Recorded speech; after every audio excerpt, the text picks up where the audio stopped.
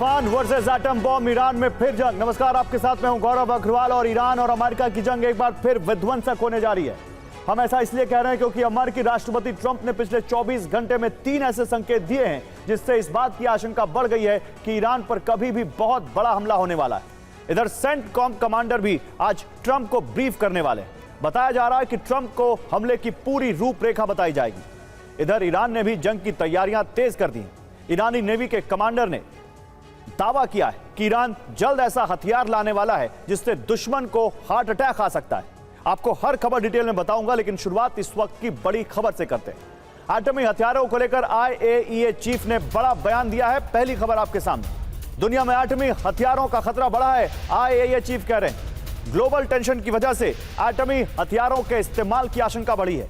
Iran का परमाणु कार्यक्रम काफी बदला। राफेल ग्रॉसी ने यह जानकारी दी है। ईरान के लिए नए विकल्प तलाशना होगा, यह भी कहा है ग्रॉसी ने।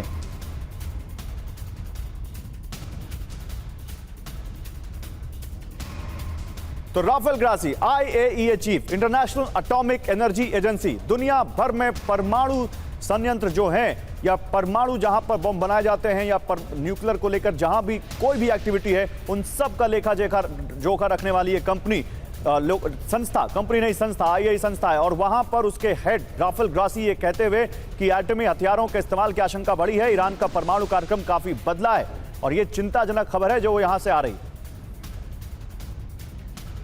तो ईरान अमेरिका तनाव, एटमी खतरा बरकरार। राफेल ग्रॉसी ने क्या कहा है? दुनिया में एटमी हथियारों का खतरा बढ़ा है, एटमी हथियारों के इस्तेमाल की आशंका बढ़ी है, दुनिया में टेंशन की वजह से खतरा बढ़ा है। ईरान का परमाणु कार्यक्रम पहले जैसा नहीं है। 2015 परमाणु समझौता नए समझौते का आधार नहीं। ईरान के लिए अब नए विकल्प तलाशने होंगे। ईरान का क्या रुख है? ईरान का रुख है कि यूरेनियम मिशन नॉन नेगोशिएबल है, यानी यूरेनियम पर तो कोई बात होगी नहीं। दूसरा, कानून के मुताबिक यूरेनियम संवर्धन कर रहे हैं। NPT के तहत यूरेनियम संवर्धन किया जा रहा है। एनर्जी के लिए यूरेनियम मिशन है हमारा। एटम पर दुश्मनों की इच्छा पूरी नहीं होगी, ये ईरान का रुख है। तो क्या ईरान सच में बातचीत चाहता है या मुस्तफा खामनेई ने बातचीत को ही हथियार बना लिया है? यह सवाल इसलिए क्योंकि एक तरफ डील की बात हो रही है और दूसरी तरफ ऐसा लग रहा है कि डील के नाम पर सिर्फ समय काटा जा रहा है और ईरान चुपचाप किसी बहुत खतरनाक मिशन पर जुटा हुआ है। अमेरिकी रिपोर्ट कह रही है कि इस वक्त का इस्तेमाल ईरान परमाणु ताकत हासिल करने का रास्ता तैयार करने में कर सकता है। इसलिए अमेरिका से एक साथ कई चेतावनी आई है। ट्रंप ने ईरान को एक बार फिर युद्ध की धमकी दी है और मार्क रूबियो ने कहा है कि ईरान एटम बम बनाने की कोशिश में है। ईरान ने साफ कहा, पहले नाकाबंदी हटाओ, उसके बाद परमाणु मुद्दे पर बात होगी। लेकिन ट्रंप ने इस फॉर्मूले को तुरंत खारिज कर दिया। अमेरिका का रुख साफ है, जब तक परमाणु कार्यक्रम पर नियंत्रण की ठोस गारंटी नहीं मिलती, तब तक किसी तरह की रियायत नहीं दी जाएगी। यही वजह है कि बातचीत शुरू होने से पहले ही एक दीवार खड़ी हो गई। ईरान कह रहा है कि वो एक नया प्रस्ताव तैयार कर रहा है, लेकिन इसके लिए उसे वक्त चाहिए। वजह बताई जा रही है सुप्रीम लीडर से सलाह, लेकिन अमेरिका से आ रही रिपोर्ट्स बता रही हैं कि ये देरी ईरान की सोची समझी और खतरनाक रणनीति का हिस्सा हो सकती है। तेहरान को लगता है कि इस समय उसके पक्ष में है और अगर बातचीत को लंबा खींचा जाए तो न सिर्फ ट्रंप प्रशासन पर राजनीतिक दबाव बढ़ेगा, बल्कि पर्दे के पीछे कई ऐसे कदम उठाए जा सकते हैं जिन पर सीधी नजर नहीं जाएगी।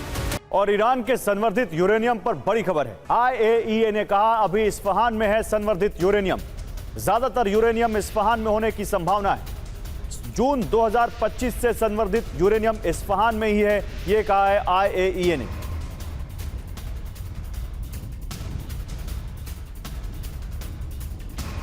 तो वाकई क्या ईरान एटम बम बनाएगा? IAEA ने क्या कहा है और उससे क्या संकेत मिलता है, समझिए। इस्फहान के न्यूक्लियर सेंटर में है संवर्धित यूरेनियम। इस्फहान से यूरेनियम हटाने के कोई सबूत नहीं। हमले के बाद इस्फहान का निरीक्षण किया था। सैटेलाइट इमेज से इस्फहान में नुकसान का असर दिखा। ईरान के पास कितना यूरेनियम है?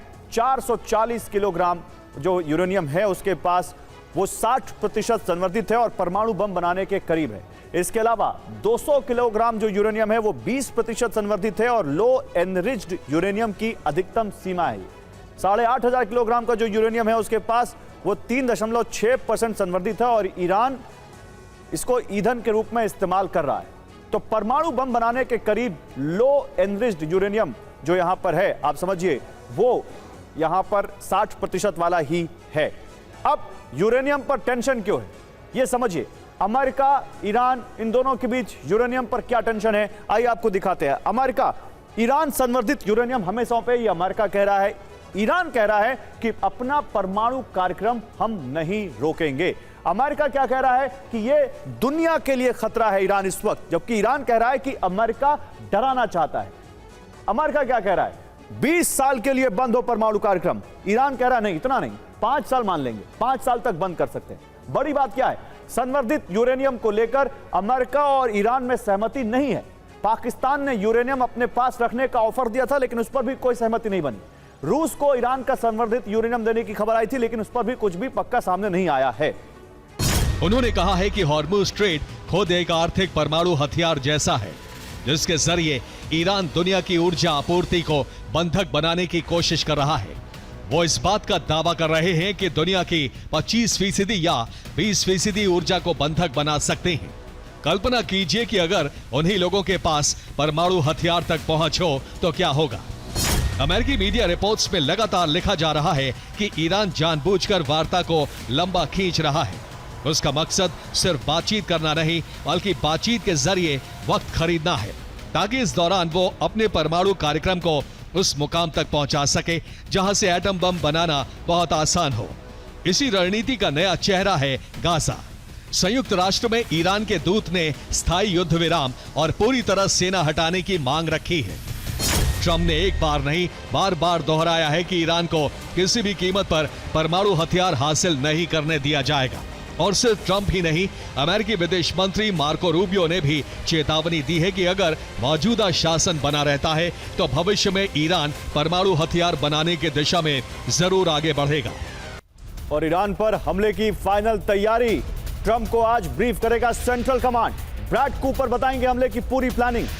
एक्सियोस ने अमेरिकी अफसरों के हवाले से दावा किया है, शर्तें न मानने पर ईरान पर बड़ा हमला संभव है। तो ईरान पर हमले का काउंटडाउन, अमेरिका से बड़ी खबर आ गई। सेंटकॉम कमांडर आज ट्रंप को ब्रीफिंग देंगे। सेंट्रल कमांड ने हमले की पूरी तैयारी की। ईरान के इंफ्रा ठिकानों पर बमबारी होगी।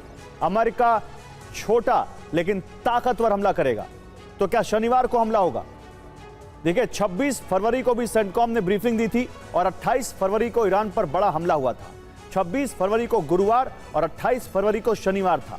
आज गुरुवार है 30 अप्रैल, तो क्या 2 मई यानी शनिवार को हमला एक बार फिर होगा? ईरान पर हमला क्यों होगा? पिछले कई दिनों से ईरान के साथ डेडलॉक बना हुआ है। संवर्धित परमाणु को लेकर ईरान अमेरिका दोनों अड़े हुए हैं। दोनों तरफ से हॉर्मुज बंद है। दुनिया के कई देश परेशान हैं। ईरान को अपनी शर्तों से झुकाने के लिए ट्रंप हमला करेंगे। उधर ईरान पर शिकंजा कसने के लिए अमेरिका ने नया प्लान तैयार किया है। ट्रंप ने सीक्रेट मीटिंग में प्लान को मंजूरी भी दे दी है। अब अमेरिका कभी भी स्पेशल ऑपरेशन शुरू कर सकता है। जिस तरह नेवल ब्लॉकेट से ईरान के तेल सप्लाई को पूरी तरह रोक दिया गया है, उसी तरह एयर स्पेस को ब्लॉक करके अमेरिका ईरान पर शिकंजा कसने वाला है। अब ईरान बड़े संकट में फंस सकता है। ईरान का आर्थिक नुकसान कई गुना हो सकता है। ये ठीक उसी तरह का पैटर्न है जैसे वेनेजुएला पर अमेरिका ने शिकंजा कसा था। लेकिन ईरान को इसमें फंसाना इतना आसान नहीं होगा, क्योंकि ईरान लंबे युद्ध की तैयारी करके बैठा है। अब बारी ईरान की है। 18 दिन से ओमान की खाड़ी में अमेरिका की नाकाबंदी है, जिससे जल क्षेत्र में प्रवेश रुका हुआ है, जबकि हवाई इलाके में अमेरिका नो फ्लाई जोन बनाने वाला है, जिसमें किसी भी तरह की गतिविधि पर पूर्ण प्रतिबंध लगाएगा। और ईरान पर फिर हमला कर सकता है अमेरिका। बड़ी खबर है, ईरान पर बड़े हमले की तैयारी में है अमेरिकी सेना। ईरान को डील के लिए मजबूर करना चाहता है अमेरिका। अब तक बातचीत से नहीं निकला कोई नतीजा। तो ईरान पर फिर हमला तय है। इसके 6 सबूत आपको देता हूं। सबूत नंबर 1, ट्रंप के सोशल मीडिया पर 3 पोस्ट हैं ईरान के खिलाफ बड़े हमले के संकेत। सबूत number 2, central command chief Trump को आज ब्रीफ करेंगे। 3 से 7 दिनों का तक युद्ध करने की सलाह है। ट्रंप को ब्रीफ, समझिए आप। सबूत नंबर 3, सऊदी अरब में खाड़ी सहयोग परिषद यानी GCC की 28 अप्रैल की बैठक में ओमान नहीं आया। कई वार्ता में ओमान शामिल रहा है। सबूत नंबर 4, उपराष्ट्रपति JD वैंस ने ईरान मामले से खुद को अलग किया। वैंस ने युद्ध पर ट्रंप को गलत जानकारी देने का आरोप लगाया। सबूत नंबर 5, ईरान को लेकर ट्रंप नेतन्याहू में बात होने वाली है। ईरान पर फिर हमले का फाइनल ड्राफ्ट तैयार होगा। और सबूत नंबर 6, ईरान US के बीच बातचीत होने की गुंजाइश नहीं है। अमेरिका के साथ बात करने के लिए ईरान ने कई शर्तें रख दी हैं, जिनको ट्रंप नहीं मान रहे। इसी बीच एक और ईरान का प्रति उड़ान शुल्क विमान के वजन और तय की गई दूरी पर आधारित होता है। इसमें एक अंतर्राष्ट्रीय उड़ान के लिए ईरान औसतन $1000 से $2000 तक वसूलता है, यानी 94,000 से 1,88,000 रुपए के बीच वसूलता है। सामान्य परिस्थिति में ईरान ओवरफ्लाइट फीस से $100 मिलियन से $800 मिलियन यानी करीब 900 करोड़ रुपए से 7,200 करोड़ रुपए सालाना कमाता रहा है। सामान्य दिनों में रोजाना औसतन 800 से 1200 विमान ईरानी एयर स्पेस से गुजरते रहे, क्योंकि एक रिपोर्ट में दावा किया गया है कि ईरान की अर्थव्यवस्था उम्मीद से ज्यादा तेजी से गिर रही है। 10 लाख से ज्यादा लोग बेरोजगार हो गए हैं। आने वाले दिनों में 1 करोड़ से ज्यादा की नौकरियां जा सकती हैं, क्योंकि स्टील प्लांट बंद हो गए हैं। पेट्रोकेमिकल कॉम्प्लेक्स में काम रोक दिया गया है। फैक्ट्रियां हमलों में तबाह हो गई हैं। महंगाई 72% बढ़ चुकी है। चिकन के दाम 75% बढ़ गए हैं। दूध के दाम 50% बढ़ गए। सब्जियों के दामों में 90% का इजाफा हुआ है। ईरान पर आर्थिक दबाव बढ़ता जा रहा है। हॉर्मुज़ नाकाबंदी से ईरान को रोजाना 4,700 करोड़ का नुकसान हो रहा है। और ईरानी सुरक्षा परिषद के सदस्य मोहसिन रजाई का बयान आया। देखिए, ईरानी सुरक्षा परिषद के सदस्य रजाई का बयान आया है। अमेरिका को ईरानी सुरक्षा परिषद ने धमकी दी है और यह कहा है युद्ध अमेरिका के लिए विनाशकारी होगा। जमीनी हमले की कोशिश न करे अमेरिका। जमीनी हमला हुआ तो बड़ी संख्या में अमेरिकी सैनिक बंदी बनाए जाएंगे। अमेरिका को सैनिकों के बंदी बनाए जाने के लिए तैयार रहना होगा। और ईरानी नेवी के कमांडर का बड़ा दावा, दुश्मन के खिलाफ खतरनाक हथियार से हमला करेंगे। ऐसा हथियार आएगा कि दुश्मन डर जाएगा। उम्मीद करता हूं कि हार्ट अटैक ना आए।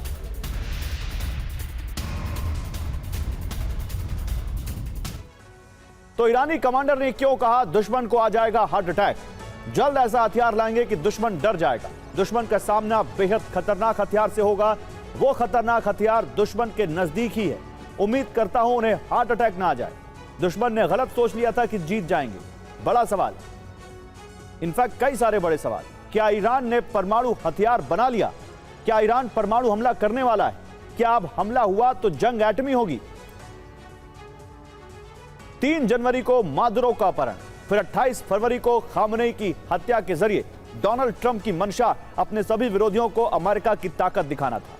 कोशिश थी कि दुनिया के बड़े तेल भंडार पर कब्जा किया जाए ताकि सुपर पावर के वर्चस्व को और मजबूत किया जा सके। लेकिन ईरान में ट्रंप का दांव उल्टा पड़ गया। 39 दिन की जंग के बाद जो समीकरण बन रहे हैं उससे न सिर्फ अमेरिका की पेट्रो डॉलर व्यवस्था के सामने चुनौती खड़ी हो गई है, बल्कि दुनिया का वर्ल्ड ऑर्डर बदलने के संकेत मिलने लगे। इसकी पहली कड़ी बनने वाला है यूएई, जिसने ओपेक से अलग होने का ऐलान कर दिया है और इसने न सिर्फ वॉशिंगटन बल्कि पूरी दुनिया में खलबली मचा दी। यूएई ने ओपेक और ओपेक प्लस संगठन से खुद को अलग करने का फैसला किया है, जो 1 मई से लागू होगा। यूएई की माने तो इस फैसले की वजह उसके अपने राष्ट्रीय हित और क्षेत्र में मौजूद अस्थिरता है, लेकिन एक्सपर्ट्स इसकी असल वजह ईरान का डर और अमेरिका के प्रति अविश्वास मान रहे हैं। ओपेक से यूएई का अलग होना अमेरिका के लिए बड़ा झटका माना जा रहा है, क्योंकि यूएई का फैसला पेट्रो डॉलर युग और अमेरिका के वैश्विक वर्चस्व के अंत की शुरुआत कर सकता है। देखिए, ईरान की जंग पर पेंटागन का पहला आधिकारिक आंकड़ा सामने आया है। पेंटागन के मुताबिक ईरान जंग में अमेरिका के अब तक $25 अरब खर्च हो चुके हैं। पहला आधिकारिक आंकड़ा आया है पेंटागन से। अधिकतर रकम हथियारों और गोला बारूद में झोंकी गई। जितना अमेरिका का नासा पर खर्च उतना युद्ध में फूंक दिया। चुनाव से पहले बढ़ता खर्च पार्टी के लिए मुसीबत बन रहा है।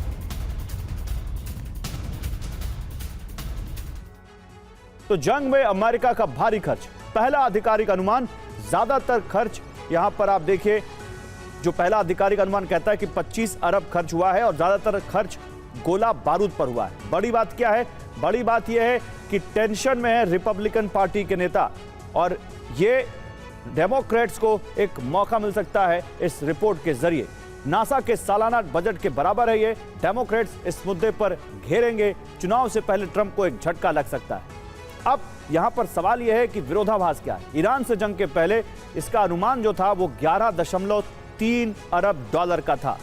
विरोधाभास यह है कि मौजूदा अनुमान बेहद कम है, क्योंकि उससे डबल से ज्यादा खर्च हो चुका है। 6 दिन में खर्च जो हुआ है वो कई सारे अरब डॉलर जो हुए हैं वो अनुमान से कहीं ज्यादा है। अब अमेरिका के साथ जंग में ईरान भले ही तबाह हो गया हो, लेकिन अमेरिका के वर्चस्व और ग्लोबल लीडर वाली छवि को चकनाचूर कर दिया है। अमेरिका में ट्रंप की गिरती अप्रूवल रेटिंग ने ट्रंप की साख पर सवाल खड़े कर दिए। अमेरिका से जंग की वजह से अमेरिका में ईरान से जंग की वजह से महंगाई बढ़ गई है। ईरान के साथ जंग में फैसला नहीं हो पाया है। ट्रंप दोनों फ्रंट पर बैकफुट पर आ गए हैं। एक दावे के मुताबिक ट्रंप जंग से निकलने की तैयारी कर रहे हैं, लेकिन ईरान की होर्मुज नाकाबंदी ने ट्रंप के पास कोई एग्जिट प्लान नहीं छोड़ा। 2 मोर्चों पर घिरे ट्रंप, मागा समर्थकों का मोह भंग, मिड टर्म चुनावों में मिलेगी जीत। रॉयटर्स इप्सॉस पोल के मुताबिक ट्रंप की अप्रूवल रेटिंग गिरकर 34% पर आ गई है, जो ट्रंप के कार्यकाल का सबसे निचला स्तर है। इस गिरावट की मुख्य वजह ईरान के साथ जारी युद्ध और जंग की वजह से आसमान छूती महंगाई को माना जा रहा है। 78% लोगों ने कहा कि जीवन यापन महंगा हो गया है। केवल 22% लोगों ने यह कहा कि उन्हें महंगाई से ज्यादा असर नहीं पड़ता। इससे पहले हुए सर्वे में 75% लोग महंगाई को समस्या मान रहे थे और 25% ट्रंप के एक्शन के समर्थन में थे। ईरान युद्ध शुरू होने के बाद से अमेरिका में ईंधन की कीमतें 40% से ज्यादा बढ़ी हैं और अब $4.18 प्रति गैलन तक पहुंच गई हैं। केवल 34% अमेरिकी ही ईरान युद्ध को सही मान रहे हैं, जबकि मार्च में 38% लोग युद्ध के समर्थन में थे। ट्रंप की अपनी पार्टी के 41% रिपब्लिकन महंगाई के मुद्दे पर उनके खिलाफ हैं। नवंबर में होने वाले मिड टर्म चुनाव ने रिपब्लिकन पार्टी की चिंता बढ़ा दी है। और ईरान पर अमेरिका का हमला कभी भी हो सकता है। 24 घंटे में ट्रंप ने हमले के 3 संकेत दिए। पहला पोस्ट, अब और अच्छा आदमी नहीं रहा मैं। दूसरा post, straight of Trump, straight of Hormuz को उन्होंने बता दिया स्ट्रेट ऑफ ट्रंप। और तीसरा पोस्ट, तूफान आ रहा है। अब देखिए कौन सा तूफान आ रहा है तो ट्रंप ही जानते होंगे, लेकिन ये 3 पोस्ट बताते हैं कि ट्रंप रेस्टलेस हो रहे हैं और कुछ बड़ा, कुछ तूफानी करने वाले। तो ट्रंप के 3 संकेत, ईरान पर हमला कभी भी। पहला पोस्ट है असॉल्ट गन के साथ जो उनकी तस्वीर दिखी, जिसमें वो लिख रहे हैं नो मोर मिस्टर नाइस गाय। संदेश, ट्रंप अब अपनी अच्छाई छोड़ देंगे। दूसरा पोस्ट, हॉर्मुज ऑफ स्ट्रेट की तस्वीर लगाई और वहां लिखा हॉर्मुज ऑफ ट्रंप। संदेश, हॉर्मुज पर अब ट्रंप का कब्जा। तीसरा पोस्ट, लिखा तूफान आ रहा है, जो आ रहा है उसे रोकना असंभव। संदेश, ईरान पर हमला कभी भी संभव। यूएई दुनिया का 7वां सबसे बड़ा तेल उत्पादक देश है। उसकी तेल उत्पादन क्षमता 49 लाख बैरल प्रतिदिन है, जबकि ओपेक के नियमों के चलते वो सिर्फ 36 लाख बैरल प्रतिदिन तेल का उत्पादन ही कर पाता है, क्योंकि नियमों में बंधने की वजह से इससे ज्यादा वो अंतर्राष्ट्रीय बाजार में बेच नहीं सकता था।